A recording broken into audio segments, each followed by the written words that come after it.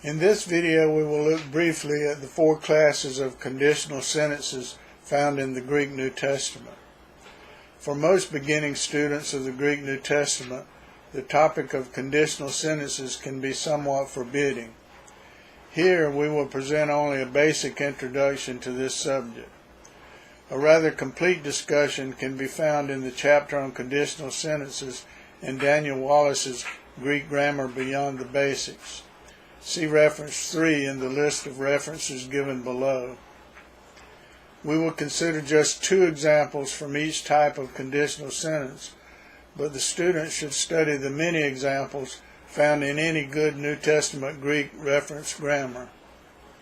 First, we provide a list of the major references used in preparing this video. I'll not read the references shown in this list. If you want to take a closer look, just pause the video. This is a challenging subject in the Greek language and is treated by scholars in varying degrees of complexity. For this basic introduction, I have borrowed mainly from the presentation by Robert W. Funk in his A Beginning Intermediate Grammar of Hellenistic Greek. See reference 1 above.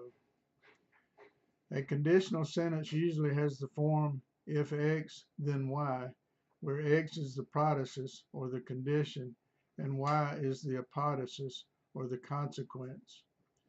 A simple English example is, if it rains, I will cancel my trip.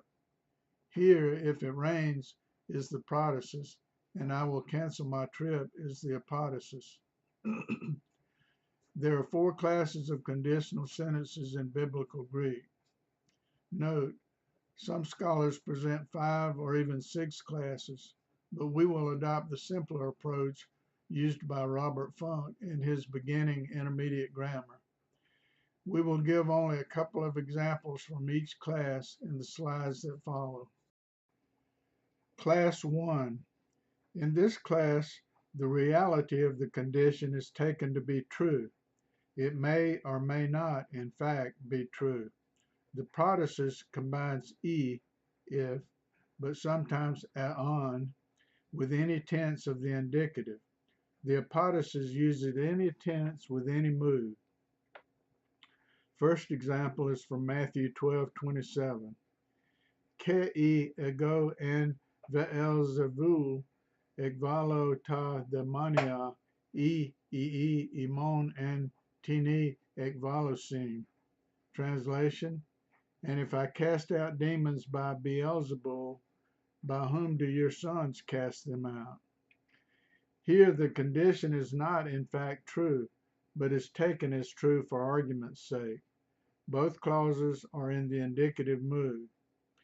Second example is from 1 John 5:15. Ke eon idamen ati akui imon a eon etomatha idamen ati ekamen ta etimata a etikamen apoftu.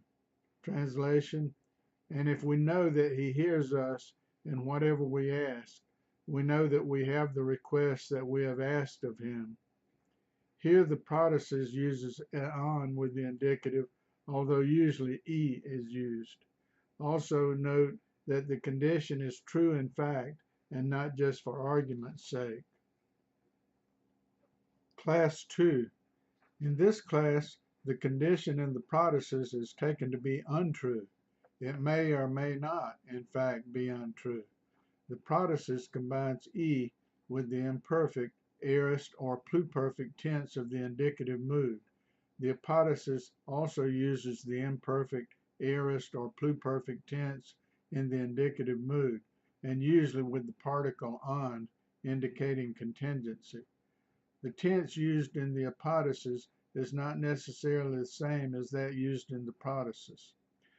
The first example is from Luke 7:39b.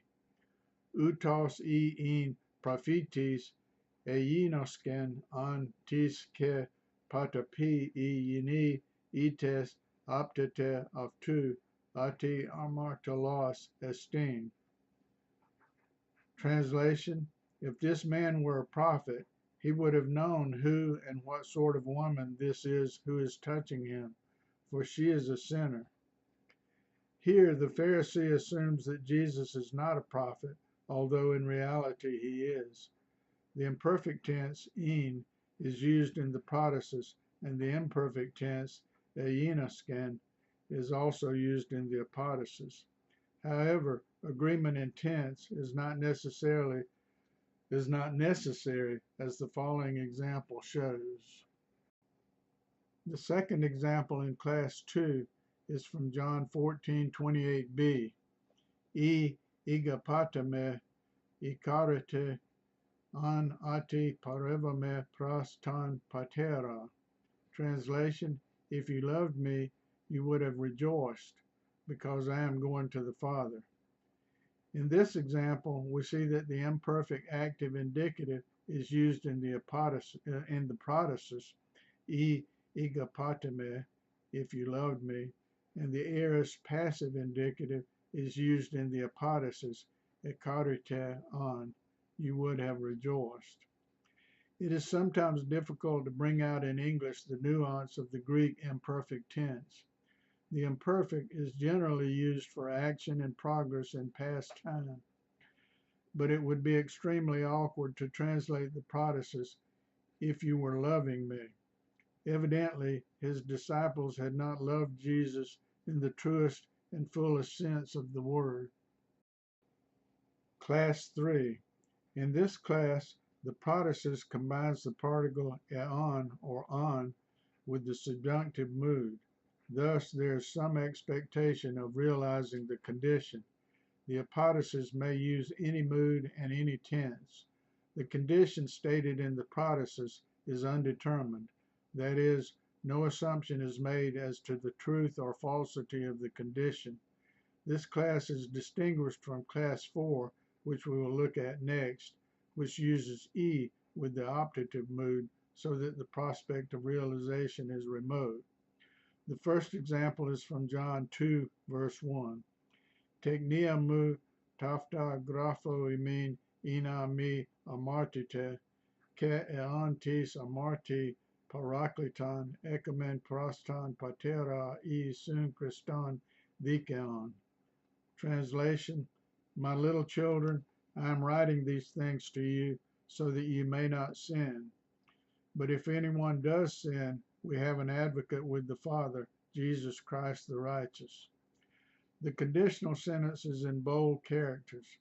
It is a third-class conditional sentence with the protasis, that is the condition, introduced by eon, and the apodosis, that is the consequence, parakleton ekamen, we have an advocate.